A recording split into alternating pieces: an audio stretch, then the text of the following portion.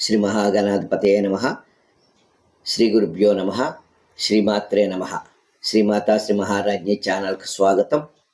అందరికీ భాద్రపద శుక్లపక్ష ఏకాదశి శుభాకాంక్షలు. ఏకాదశి 3/9/2025 బుధవారం. దీనిని పద్మనాభైక ఏకాదశి, పద్మనాభ ఏకాదశి అంటారు.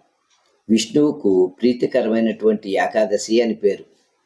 అన్నీ ప్రీతికరమైన ఏకాదశులే, కానీ ఇది ఒక ప్రత్యేకత ఉంది. ఇది మనకు భద్రములను కలుగజేస్తుంది, శ్రేయస్సును కలుగజేస్తుంది. చాలా గొప్పదైన ఏకాదశి. పద్మపురాణంలో బ్రహ్మఖండంలో ఈ ఏకాదశుల గురించి తెలియజేశారు.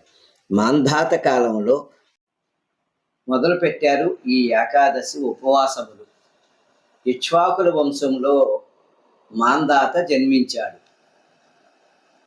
మాంధాత తండ్రి గారు పుత్రుడి కోసం యజ్ఞం చేశాడు. వారితో కులగురువైనటువంటి వశిష్ఠ మహర్షుల వారు ఆ యజ్ఞాన్ని చేయించారు. మంత్రజలం పాత్రలో పోసి యజ్ఞగుండం దగ్గరగా పెట్టి ఆ మహారాజుతో, రేపు ఉదయం ఈ నీటిని నీ భార్యతో త్రాగించు, గర్భం ధరిస్తుంది అని చెప్పి వెళ్ళిపోయారు. యాగశాలలో నిద్రించిన ఆ మహారాజు దంపతులు ఆ మహారాజుకు అర్ధరాత్రి సమయంలో దాహం వేసి నిద్రావస్థలో ఆ మంత్రజలం త్రాగేశాడు. ఆ మహారాజు గర్భం ధరించాడు. వశిష్ఠుల వారు దర్భతో ఆ మహారాజు గర్భం చీల్చి బిడ్డను తీశాడు. అతనికి పాలు ఇవ్వడానికి తల్లి గర్భం నుంచి వచ్చినవాడు కాదు కదా. బాలుడేమో ఏడుస్తున్నాడు. ఈ ఏడుపుకు ఇంద్రుడు వచ్చి ఆ బిడ్డకు మాం ధాతుం అని బొటన వేలు నోట్లో పెట్టాడు. అందులోంచి అమృతాన్ని కురిపించాడు ఆ బిడ్డ నోట్లో ఇంద్రుడు. అందుకని ఆ బాలుడికి మాంధాత అనే పేరు వచ్చింది. మాంధాత మహాచక్రవర్తి అయ్యాడు. ఎంత గొప్పవాడంటే రావణుణ్ణి కూడా ఓడించాడు. కానీ అహంకారం వల్ల దెబ్బతిన్నాడు. లవణాసురుడు అనే రాక్షసుని చేతిలో మరణించవలసి వచ్చింది. ఈ రాజ్యంలో ఒకసారి ఏకధాటిగా 5 సంవత్సరాల పాటు వర్షం కురవకుండా కరువు వచ్చింది. ప్రజలు నానా కష్టాలు, ఆకలి తట్టుకోలేక ఒకరిని ఒకరు పీక్కుని తినే పరిస్థితి వచ్చింది. అటువంటి సమయంలో మాంధాత చక్రవర్తి వశిష్ఠుల వారిని పిలిచి కారణం అడిగాడు. నేను ఏమి తప్పు చేశాను గురువర్యా అని. వశిష్ఠుల వారు తన దివ్యదృష్టితో చూసి, నీకు అంగీరసుడు అనే మహాముని ఉన్నాడు, ఆయన దగ్గరకు వెళితే నీకు పరిష్కారం లభిస్తుంది అని చెప్పాడు. అంగీరసుడు అంటే ప్రజాపతి, దేవగురువైన బృహస్పతికి తండ్రి. ఆయన సప్త ఋషుల్లో ఒకడు. మంచి వాక్చాతుర్యం కలవాడు. మాంధాత ఆ మహర్షిని తన దగ్గరకు పిలిపించుకున్నాడు. అర్ఘ్యపాద్యాలతో పాదపూజ చేసి, స్వామి, మా కులగురువైన వశిష్ఠులు వారు చెప్పగా మిమ్మల్ని ఇక్కడికి పిలిపించాను. దయచేసి మా ఈ రాజ్యములకు వచ్చిన ఈ దుర్భిక్షాన్ని, ఈ క్షామము నుండి బయటపడేయండి స్వామి అని కోరుకున్నాడు, ప్రార్థించాడు. ఈ దుర్భిక్షం రావడానికి కారణం ఏమిటి, నా అపరాధం ఏమిటి అని ఆ మహర్షిని అడిగాడు.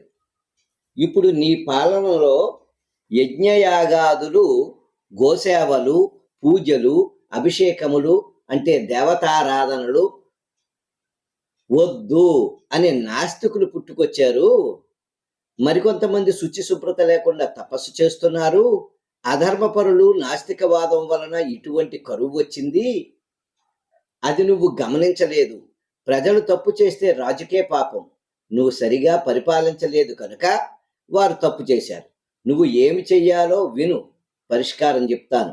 భాద్రపద మాసం శుక్లపక్ష ఏకాదశి రోజున అయోధ్య నగరంలో సరయూ నది తీరాన మహావిష్ణు విగ్రహమూర్తిని పెట్టుకుని నదీ స్నానం చేసి ఉపవాస వ్రతంతో ఆయనను పూజించాలి.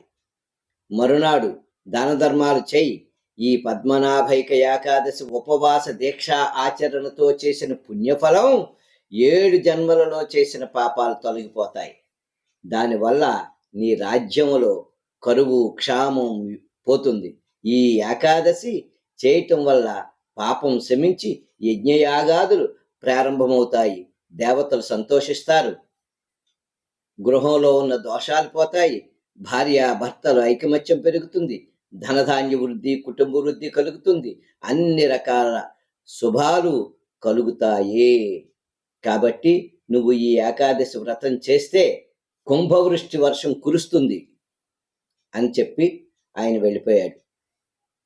ఈ మాంధాత మహారాజు గారు ఏకాదశి ముందు రోజున సరయూ నది తీరానికి వెళ్ళి ఇసుకతో విష్ణుమూర్తిని తయారు చేసి ఆ నదీ తీరంలోనే ఆ రాత్రి గడిపి మరునాడు ఏకాదశి రోజున బ్రహ్మీ ముహూర్తంలో సంకల్పం చెప్పుకుని సరయూ నదిలో స్నానం చేసి ఆ తర్వాత అత్యంత భక్తి శ్రద్ధలతో షోడశ ఉపచారాలతో తులసి దళాలతో పూజించాడు. తులసి మహావిష్ణువుకు అత్యంత ప్రీతికరమైనది కావున శ్రద్ధతో తులసి దళాలను స్వామికి సమర్పించాడు. తులసి మాలను స్వామికి వారికి సమర్పించుకున్నాడు. ఇవన్నీ కూడా శాస్త్రాల్లో చెప్పబడినవి. మాంధాత అలా చేశాడు. ఇప్పుడు నదీ తీరాలలో మనకు కుదరదు గనక కావున శ్రద్ధగా మన పూజ గదే నదీ తీరం అనుకోవాలి. వేరే దృష్టి రాకుండా, ఆలోచన రాకుండా నారాయణ మంత్రాన్ని జపించుకుంటూ ఉపవాసం చేయాలి. హరిభజనలు చేసుకోవాలి. మరునాడు మాంధాత నదీ తీరంలో స్నానం చేసి మహారాజు కనుక ఎన్నో దానాలు బ్రాహ్మణులకు, భిక్షుకులకు, అధములకు, చండాలులకు వారు వీరు లేకుండా అన్నదానం చేశాడు. బ్రాహ్మణులకు భూదానాలు చేశాడు, గోదానాలు చేశాడు. ఈ వ్రతం ఉపదేశించిన అంగీరసులకు, కులగురువైన వశిష్ఠులకు ప్రదక్షిణ చేసి ద్వాదశి గడియలు వెళ్లకుండా భోజనం చేశాడు. అలా చేసిన వెంటనే కుంభవృష్టి వర్షం కురిసింది. ఆ అనావృష్టి తొలగి సస్యశ్యామలమైంది. ఆయన పరిపాలన ఉన్నంత వరకు మరెప్పుడూ కరువు అనేది రాలేదు. మా కుటుంబం, మా ఊరు, మా జిల్లా, మా రాష్ట్రం, మా దేశం బాగుండాలని వీలైన వారు, ఉండగలిగిన వారు, అంటే అనారోగ్యం లేనివారు కలియుగంలో కటిక ఉపవాసం నిషేధం కనుక పళ్ళు ఫలాలు అటువంటివి తీసుకుని భగవంతుడికి మనస్సు ద్వారా దగ్గరగా ఉండాలి. అనావృష్టి తొలగాలి. పాడి పంటలు సమృద్ధిగా ఉండాలి. వర్షాలు సకాలంలో కురవాలి. ఆరోగ్యంతో ఉండాలి. ఆనందంగా ఉండాలి అని కోరుకోండి. కృష్ణుడు అన్నాడు, ఉన్నదానితో సంతృప్తి పడే సుజనులైన భక్తులకు, గర్వం లేని వారికి నేను నమస్కరిస్తాను అన్నాడు. ఎంత గొప్ప మాట. మనం కూడా మన ఇంట్లో బకెట్లో నీళ్లలో ఆవు పాలు చుక్క, తులసి దళం గాని, మారేడు ఆకు గాని వేసుకుని గంగమ్మను వేడుకుని ఈ నీటిలోకి చేరమ్మా అని శిరస్సు స్నానం వల్ల గంగా స్నాన ఫలితాన్ని ఇవ్వు తల్లి అని కోరుకుని యథాశక్తి గణపతిని పూజించి గురువును ప్రార్థించి మన ఇంట్లో ఉన్న ఏ మహావిష్ణువు ఫోటో అయినా సరే 16 ఉపచారాలతో తులసి దళాలతో అర్చన చేయండి. పగటిపూట నిద్రపోకండి. ఆరోగ్యం లేని వాళ్ళు పడుకున్నా పర్వాలేదు. ఈ పద్మనాభ ఏకాదశి రోజున భాగవతం చదవండి. గరుడ పురాణం చదివినా దానం చేసినా మంచిదట.